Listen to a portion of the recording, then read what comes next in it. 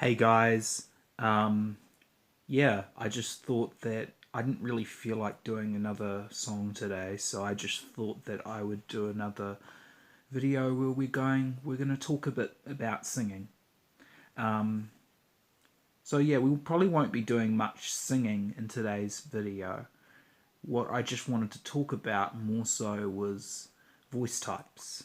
I wanted to talk about voice types and talk about the dangers of singing in a voice type that your voice is not ready for, or pushing your voice to be in a place where it's not comfortable, because that's a danger that a lot of young singers fall into with singing. They push their voices into places that they're just not ready for, because they're young and their voices are still developing.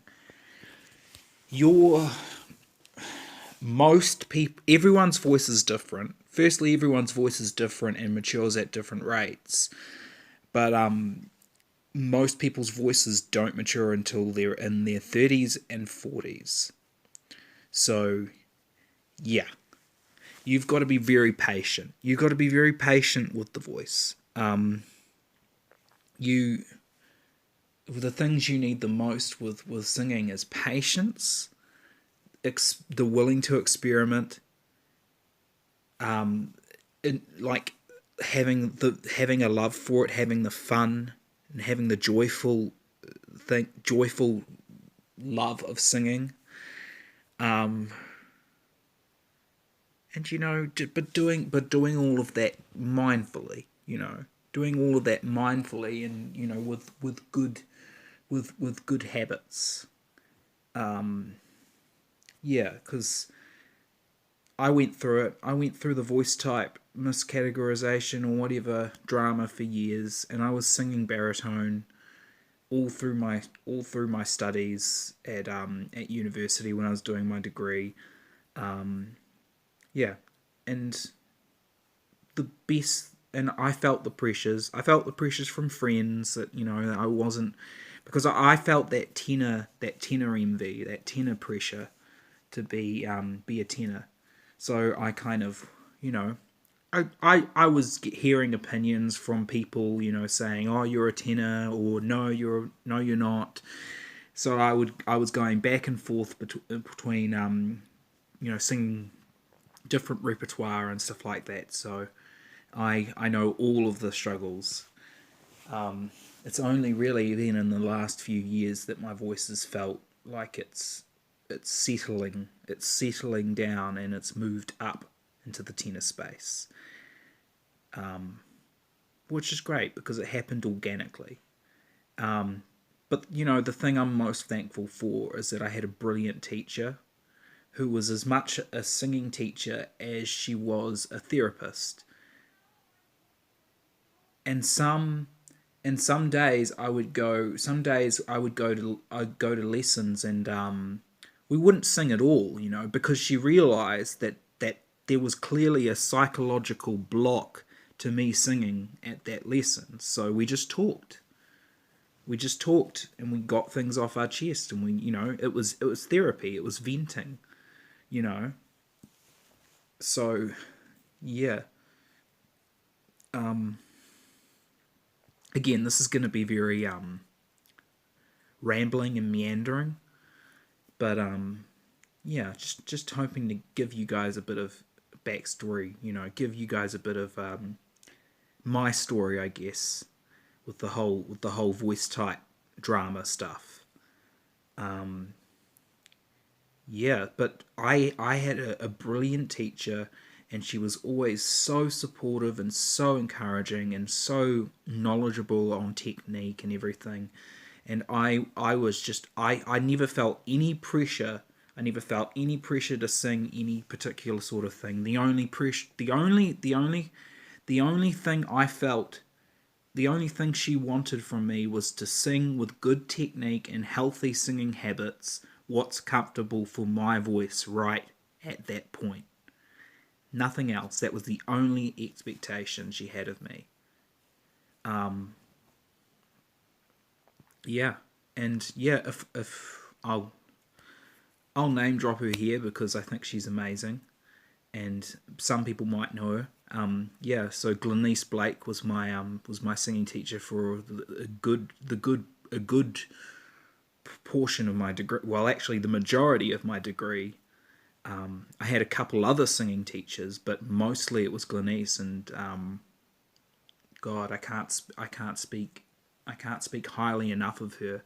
She's so knowledgeable. She can sing. She still sings really well. She's she's she's like a therapist too. You know, she's it's great. It's great because singing's so much psychologically based. Like singing's like 90% psychological. You know, but yeah, talking about the whole people pushing the voice to sing to sing in a place where it's not comfortable. We get that pressure because again, you know, people go study at conservatoriums and you know at universities and things like that, and there is a deadline. There is deadlines that people have to meet. You have to have your repertoire ready by a certain day, and you have to be ready for your recital by blah blah blah. You know, you just you do feel that pressure, and there's not enough time to really devote to building healthy habits with singing. There just isn't. I mean,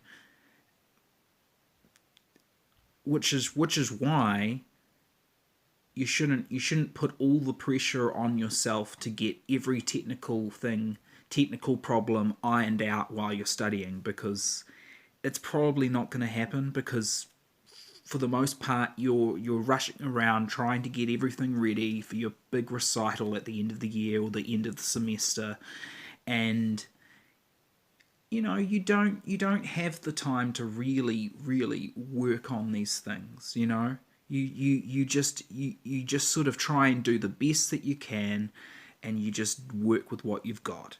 You know, you work within the constraints of the you know the university curriculum. You know, and you have to you know you in a lot of these places you have to have certain repertoire. You have to have your leader. You have to have your song cycle. You have to have your 20th century music. You have to have your arias, your oratorios, your early music, your you know you have all of this criteria that you're supposed to fill, and that's another hard thing too, because arias are bloody hard. Arias are so hard, and I really don't think that we should be singing arias for at least until like you're in your third year. I think maybe that's when you can start working on some arias, but even then you want to take it very easy and sing a lot of very light arias like Mozart. Don't go straight into the Verdi or anything crazy like that, you know.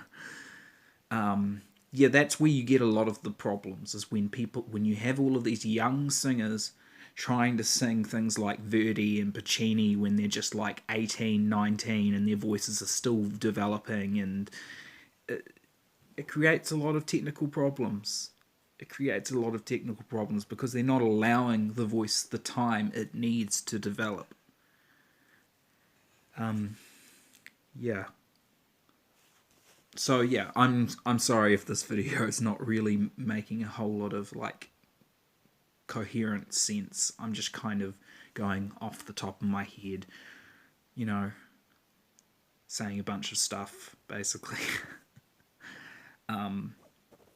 Yeah, but hey, I have a lot of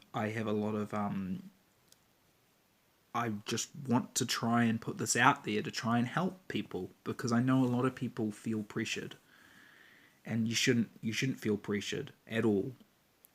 You shouldn't.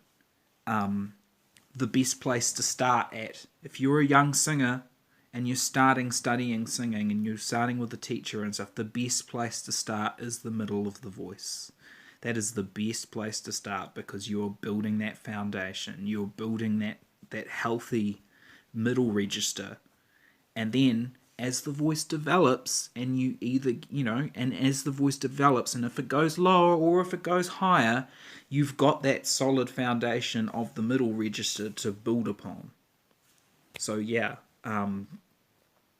don't feel bad about it. Don't feel bad if you're singing mezzo rep, or if you're singing baritone rep, or whatever, you know. Don't feel like you have to be singing a certain type of thing. And yeah, a lot of people do get characterized as certain voice types based on what their appearance is. Like bigger people, bigger build people tend to get placed in heavier voice types, like the dramatic sopranos and dramatic tenors and things like that. But that's not how the voice works. The voice works in many different ways, many mysterious ways, right? So it's a bigger person isn't always going to mean a bigger voice, and vice versa. A little person isn't going to mean a little voice either. It's every voice is complete. Every voice is different. So yeah, I'm not sure how long I'm gonna keep this going, but I don't know. I hope people have taken something from this, and it's some sort of reassurance and comfort to them, because yeah, if you're a young singer, just focus on getting some good singing habits. Getting a solid foundation of technique. You know, don't feel pressured. Don't feel pressured to sing certain rep, or sing certain songs or whatever. Just feel. You got to surround yourself with people that encourage you to be you. You know, that encourage you to be you as you are right now, and not who you might be in, say, 5 or 10 years when your voice is more developed. Because there is no easy method. There is no shortcuts with singing. It's just, you got to put the time in. It takes time. And it takes time for things to click too. Like I remember, having the same thing told to me by my teachers, and other classmates and things like that.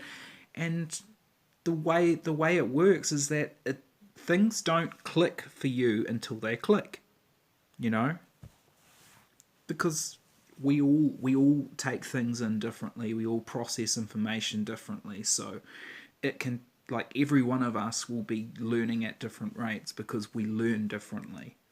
So you could be told the same thing about breathing, for example, by so many people, and then it just doesn't click for you until that one day you have that eureka moment. But the thing is that you would have never got into that eureka moment without that work that you put into it, you know? So yeah, I mean, I I don't know what else I'm gonna say. Um, yeah, I hope that I hope that whoever watches this, has found this helpful. And yeah, if you have watched it and you've watched this far in, thank you. I appreciate any support you're able to give. Even if it's just a view or two. And yeah, so I appreciate anything. So please subscribe, like, comment, share, all of that good stuff. And click the notification bell if you want to be notified whenever I upload a new video. Yeah, and yeah, I think that's it. I think I've said everything that I wanted to say. So, okay, bye. Bye, everyone. Take care.